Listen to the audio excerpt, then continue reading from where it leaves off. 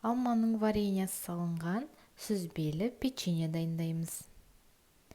Сүзбемізге жұмыртқа, қант, ванилин,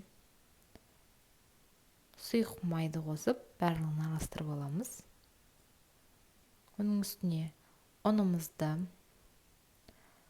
сода, ұн қопсытқыш және қалған ұнымызды қосып, қамыр илейміз.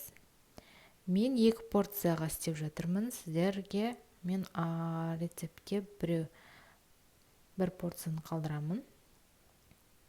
Міне осылай стаканмен дөңгелектеп кесіп алып, қалғанынан осылай созып, бетіне корзинка сияқты орналастырамыз.